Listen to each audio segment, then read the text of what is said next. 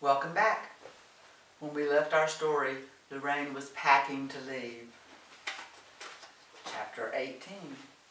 Alice Wickens, at age 42, was tall and slim. Her short dark hair set off her boyish features. She was a handsome woman, not a beauty, but decidedly handsome. For the past 20-some-odd years, she had been living in North Carolina. She had gone to college there and remained afterwards. Just out of college, she had married. It was her belief that the marriage had failed because they had both simply been too young to recognize what a marriage would entail. Before 5 years had passed, she knew it was over. The need to deal with the day-to-day adjustments and compromises that marriage brings had simply become too strong for the blinding light of early love to overcome. They divorced, and Jackson left town. Alice remained. Although there were some opportunities, she never remarried, but she had made a comfortable life, having found friends among those she worked with at a local realty office. She traveled to Dysonville twice a year, once for Christmas with her mom, and once for her late August birthday. Helen had covered the back lawn with helium balloons, crepe paper, and strings of colorful lights. The entire yard was surrounded by brightly burning citronella torches in an effort to battle the pterodactyl mosquitoes. When Alice arrived, she immediately glanced around for the awful hot pink wrapping paper that always covered her usually very large gift. Nothing inside. Nothing. Not in the kitchen or the living room, not on the porch, or even on the lawn. Alice's mind raced in a ridiculous swirl of confusion. Certainly, if there were no gift, something was very wrong. Oh my God, senility? Alice wondered aloud. Mom with senility? In her right mind, Mom is a challenge, but senile, what a nightmare. She shook her head in an effort to regain some semblance of rationality, and soon decided that her gift must be private, or maybe it had just not arrived yet. Had Alice had any idea of the lengths to which her mom had gone to arrange for her gift this year, a gift not to be matched, a gift to put all of the gifts to shame, she might have felt her suspicions of senility confirmed. Alice! Helen sighted her daughter from across the lawn. Doris, Alice is here. The birthday girl is here. Alice was surprised and thrilled to see Doris at the party as a guest. Finally, she was going to tell her so when she heard, Alice, welcome home. It was Polly, who considered herself a part of these parties, no matter what the circumstances. She had simply shown up, as if nothing had happened. Helen turned away from Polly and hugged her daughter to the point of some pain. Alice smiled at Polly as if to say, we'll talk later. Polly headed for the bar without even meeting Helen's eye. So, Mom, Alice began, how are you? Alice had untwisted herself from Helen's arms and backed up somewhat in order to carefully observe her mom. She checked her eyes, her color, her body language, looking for any sign that something was awry. I'm just fine, dear, Helen replied. How are you? You look thin. Mom, I'm fine, just fine, Alice replied, raising her eyebrows at the familiar observation. So, you all ready for the party? Can I help? No, dear, Helen responded. This is your party, after all.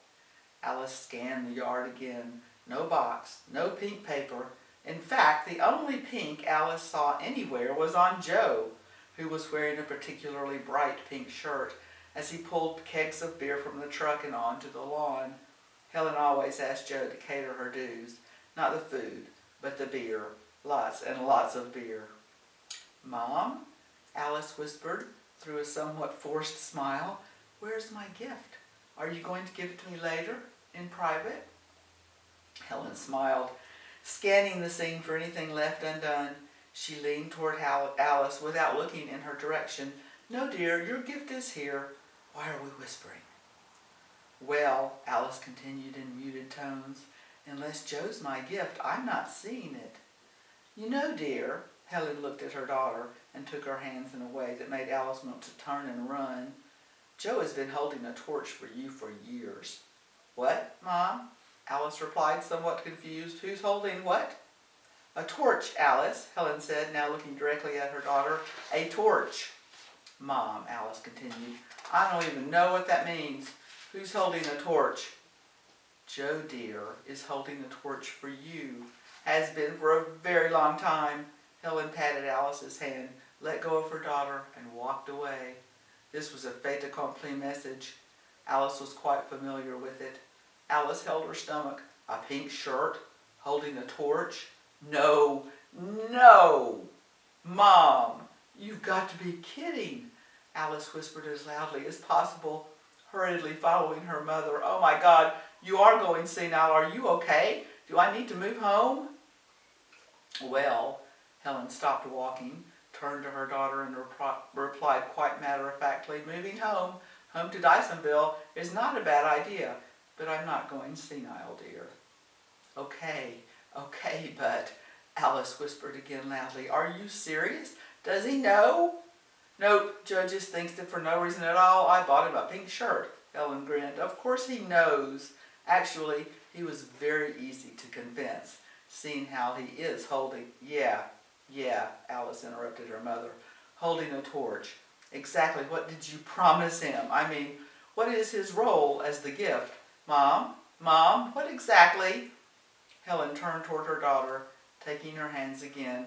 Listen, Alice, Joe's always loved you, and you know that. I'm just helping things along. I do not know that, Alice hissed, and neither do you. Well, this is creative. I'll give you that. Creative and ridiculous. Helen let go of one, but only one of her daughter's hands. Mom, what are you doing? Don't wave him over here. Just smile, dear, Helen replied. Hi, Joe, Alice said, blushing despite her every effort. Sorry about this. No, I find it quite intriguing, Joe smiled. It was an impish grin. I've never been a birthday gift before. He moved closer to put his arm around Alice's waist and continued, just exactly what does that entail? Let's ask. Joe turned toward Helen, but she was already walking away. Very funny. Very, very funny. Alice rolled her eyes. All right, you be my date, and Mom will be happy. By the way, is Gordon here yet? And what's up with Polly and Mom? They won't even look at each other. Joe, startled that Alice didn't know, started to explain when Gordon arrived. In on the birthday plans from the beginning, primarily because Helen needed someone to talk Joe into wearing that shirt. Gordon was anticipating fireworks. He and Joe had talked about this, and both had agreed that it was all in good fun and that would make Helen happy. On the other hand, Gordon was sure that Alice would be furious with both her mom and with Joe, and Gordon would be there to pick up the pieces. Then Gordon realized that Alice wasn't upset at all. In fact, she seemed to be enjoying the whole idea. He felt like he had been punched in the stomach. He was 15 all over again at Helen's house, watching as the beautiful Alice in light summer clothing flirted with Joe, tall Joe, broad-shouldered Joe, Joe with the ready laugh. Joe and Gordon, Helen and Polly. Their friendships were really quite similarly unbalanced and unpredictable. Beers all around, Joe asked. Yeah, absolutely, Alice answered. Then I want you to tell me what's going on with Mom and Polly. What are they fighting about this time? Joe nodded, smiled, and headed for the bar. Well, Alice asked. Well, what? Gordon responded. Well, what? Well, Mom and Polly, spill it, Alice demanded. Let's wait on Joe, was all that Gordon said. He seemed lost in thought. Well, okay, geez, how bad can it be? Alice replied. Sad and painful memories flooded Gordon's mind. Memories of Polly ignoring both him and his mother, and worse, Polly's never-ending efforts to make Helen aware of her inappropriate friendship with a black woman. Polly had been upfront, vocal, and ready at the slightest encouragement to voice her bigotry. As a child, Gordon had certainly feared her. Now he wondered if perhaps she was just very unhappy. Alice, Joe began when he returned with the beers. I don't know how to say this, but there really is no more Helen and Polly. What? Alice laughed. That's a crock. They fall out. They come back together. Happens all the time. Not this time, Alice. Joe stopped. Don't you think you ought to talk to your mom about this? Alice pulled both Joe and Gordon to a group of chairs. Joe Morgan, you talk, and you talk right now. Okay, Joe responded. Your mom will kill me, but you should know, everyone else does. It was Polly, Alice, not Lorraine, who sent Doris away from Dysonville. Polly actually paid Lorraine to drive Doris away. Your mom just found out. Go easy on her. I'm sure she's going to talk to you. Just waiting till after the party, I guess. Polly? Aunt Polly? Alice sat forward in her chair. What? Why? Are you sure you have this straight? How could Polly do that to Mom? And Mom seems to be okay. How is that even possible? Alice turned away from Joe and Gordon as the tears began to flow. Then she felt the tears coming harder. I'll be right back. Alice walked to the house, heading for the bathroom as quickly as she could without arousing attention. When she left the bathroom, she ran right into Polly. Honey? Polly began. Honey, you all right? You look like you've been crying. No, Polly, Alice answered, forcing a smile. I'm all right. Just tired, I guess. The drive-in, then the party. Okay, the bathroom's all yours. Polly stopped her. Not a hug for your Aunt Polly? What's wrong with my birthday girl? Alice turned suddenly. How could you? She asked a little more loudly than she had intended. She looked around, but no one outside had heard. She repeated more quietly, How could you, Polly? How could you? How could I what? Polly asked. Alice stared in disbelief. How could you what? What do you think? Alice backed away. Joe told me that, wow, I can hardly say it, that you went behind Mom's back and tried to break up her relationship with Doris. You, not Lorraine. Polly sighed and sat on the nearest chair. I did, Alice. What else could I do? Polly replied. Your mother is so stubborn, she can't see what's right in front of her eyes. Maybe that should tell you something, Alice replied. Your mom is not a lesbian, Alice. This is all Doris is doing. I tried, Alice. I really tried. Alice looked at Polly. She couldn't begin to put names to the emotions she was feeling. Finally, she just said, Polly, come here. She grabbed Polly's wrist and pulled her to the porch, to an area that was blocked from view by the profuse oleander. All right, Polly, you listen to me. Mom is a lesbian. Polly tried to interrupt, but Alice shushed her loudly and continued. Mom and Doris have been a couple since the early 60s, Polly. This is 1999. What's more, you're the only person here who gives a damn. In fact, most of us are very happy for them. What you did was wrong, Polly. Just wrong. Can't you see that? You should apologize to Mom and see if she can begin to forgive you. Polly looked at Alice in disbelief. To forgive me? I'm trying so hard to forgive her for what she continues to do. Alice ignored her. You do know, Polly, that the only reason you had to find out about Mom and Doris from Lorraine was because the rest of us were keeping it a secret from you. Polly let out a sound that somewhat resembled a gasp and tried to speak, but Alice continued, Most of us did that out of respect for Mom. But Mom did it out of respect for you. She didn't want you to have to deal with something that she knew would make you very, very upset. She was protecting you, Polly, and in return you lie and deceive and you feel justified. Why? Because Doris is a black lesbian? Well, you're a racist bitch, Polly, but we all try to work around it. Alice, Polly exclaimed as Helen came through the porch doors. Who's in? Alice? Polly? Oh my God, what now? Helen knew that her plan to keep the latest under wraps until after the party had failed miserably. I'm trying to explain to your daughter that you're making a fool of yourself, Polly stated with assurance. That was it.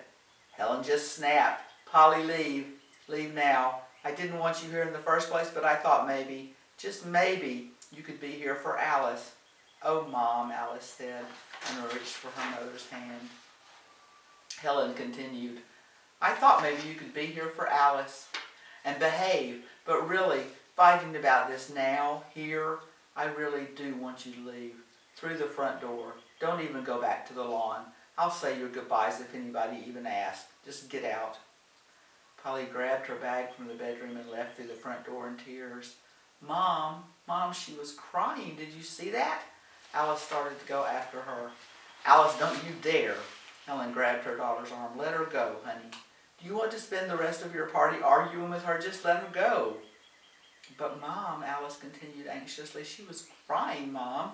Maybe she'll talk now. Really talk. She has to see how serious you are.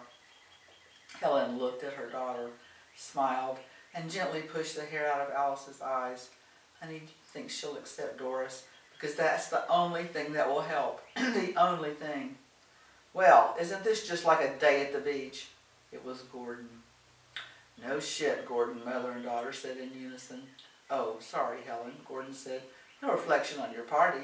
Helen smiled, hugged Gordon, and left the porch. Alice turned to Gordon. When did this happen? Who on earth had the idiotic idea of telling Polly about our moms, or did she find out by accident? And why did Mom tell me about all of this? Gordon felt trapped. He knew this moment would come, the moment when he would have to confess that he had been the one idiotic enough to tell Polly, or at least to allow her to find out about Helen and Doris. He sure didn't want her to hear it from anyone else. Alice, he began. Here's Joe with a beer. Thank God, she interrupted. Hey, you two, come outside. You're missing your own party. Joe stopped as he handed Alice her beer. She looked exhausted. Alice, listen, Joe said. If you want to leave or spend the party right here on the porch with us, he looked at Gordon, that's fine. Your mom would understand it. I'm sorry. I just assumed you knew all of this. And why don't I? Alice replied. I can't imagine how hurt Mom must be. She turned to Gordon. I know Polly could never understand the relationship between our moms, and that was always reason enough not to tell her about any of that. But to find out and to go behind Mom's back, to pay that witch to get Doris out of town? Alice gulped her beer. That's not the Polly I thought I knew. The Polly I knew was a bitch, a bigot, a snob, but not a liar, not a sneak. I thought Polly was one of the most upfront women I had ever known. That's why I forgave her so much. What you see is what you get. Always seemed like a phrase inspired by Aunt Polly.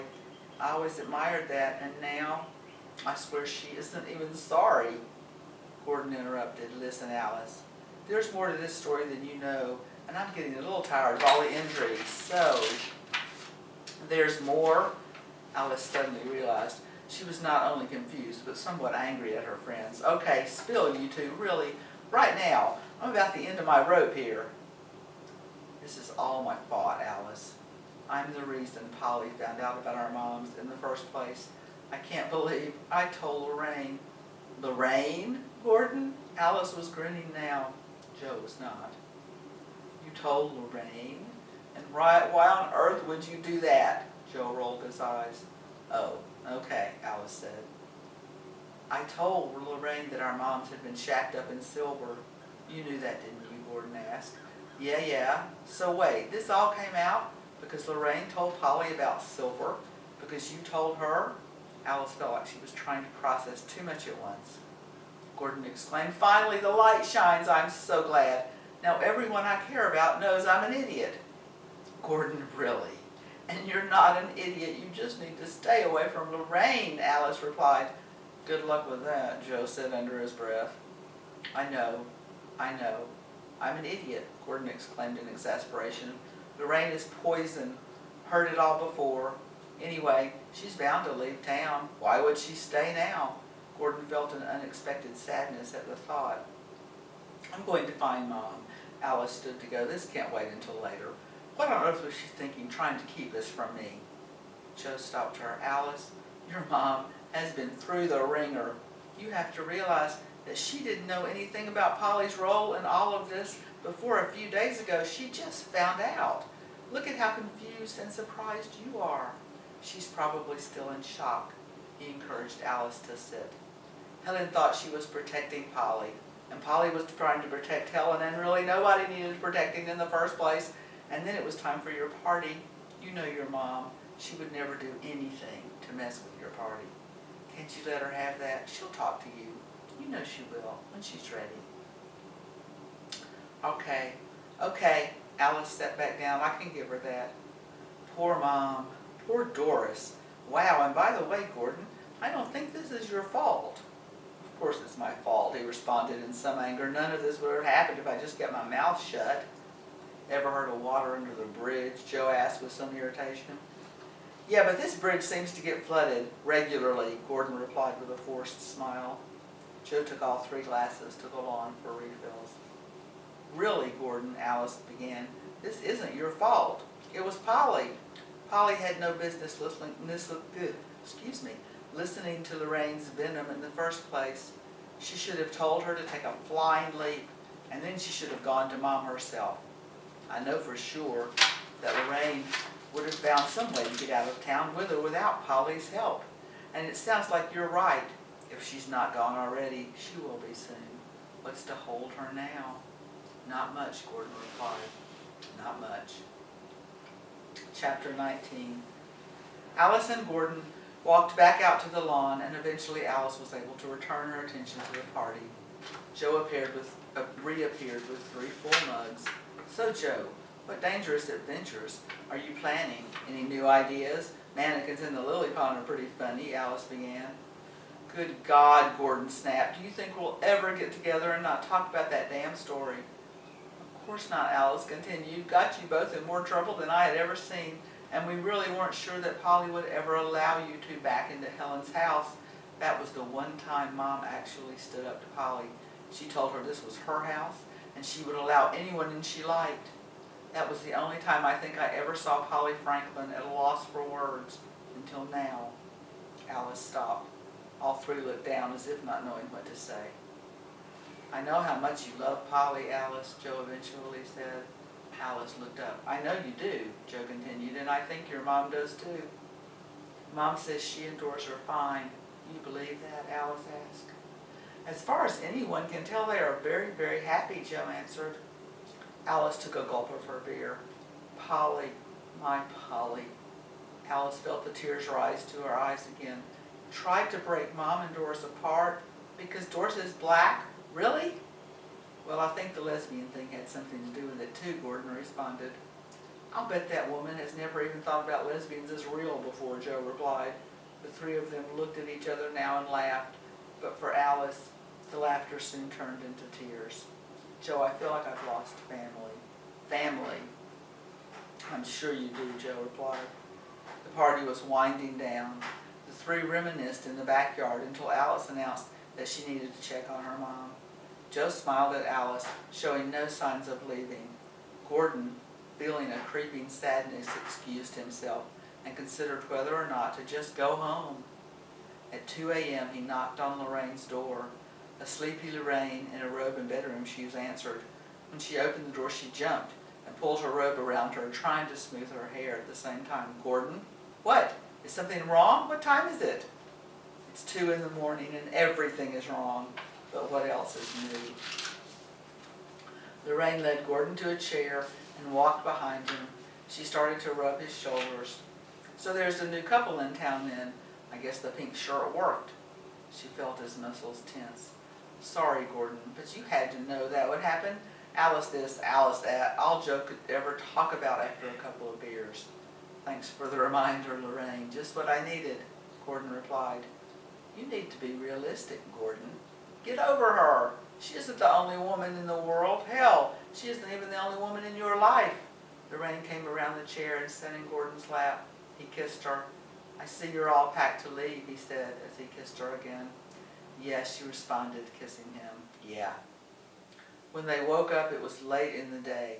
Lorraine, wake up. It is really afternoon. I need to be at work. Oh no, it's Sunday. Thank God. No pun intended. Lorraine felt barely conscious. Gordon, what are you rambling about? Breakfast? Lorraine looked at the clock by the bed. Lunch? Sure, Lorraine. Sure, but first, let me ask you something. Gordon was looking at her intently, his large and beautiful brown eyes wide open. She sat up and pulled the covers up to her chin. You're not about to propose, are you? Because if you are, you can just stop. No, Lorraine, he laughed. He noticed she looked a bit hurt. He took her hand. No, Lorraine, I'm not about to propose, but just listen. Okay, all ears, Lorraine responded. I'm not proposing marriage, but I might be proposing. He stopped, let go of her hand, and considered his words carefully. I might be proposing a partnership. A partnership, Lorraine asked, and what does that mean? Just what it says. Partnership. Share and share alike. Gordon was pacing the room. How about I go with you, Lorraine? Do you know where you're going, by the way? Lorraine laughed. Not a clue. Okay then, Gordon continued, coming back to the bed. The first duty of the partnership, deciding where to go. Gordon, you're serious? Lorraine responded. Very. Absolutely. There's nothing for me here.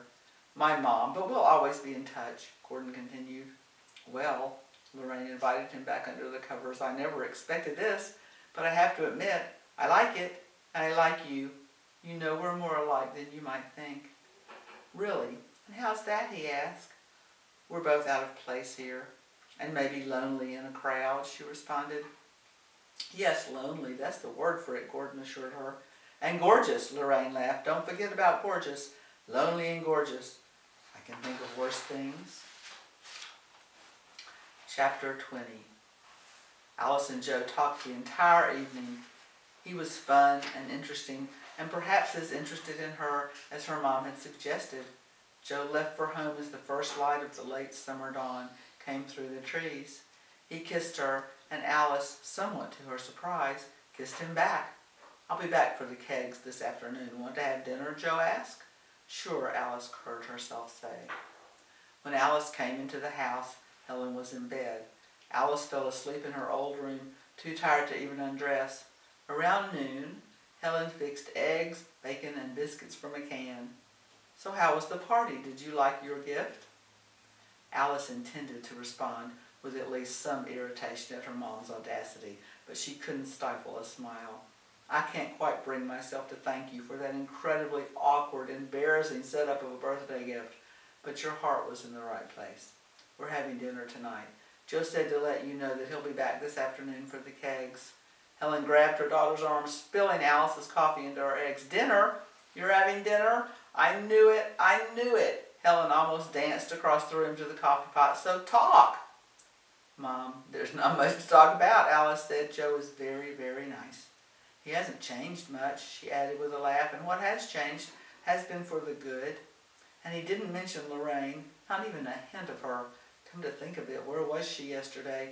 It's not like her to miss a chance to meddle, unless you think she's actually gone. Helen smiled. Who knows? I certainly didn't miss her. Alice turned back to her food. Okay, Mom, now sit and tell me everything you've been avoiding. Everything about Lorraine, about Polly, all of it. Helen felt like saying, here we go again, one more time. But she explained as carefully as she could. So Aunt, Alice stopped herself. So Polly, wow, she looked at her mom. You know what Joe said about all of this? Joe? Helen asked. Yes, Joe, Alice continued. We talked about all of this last night. He thinks everyone has been acting out of love. I'll stop at this point.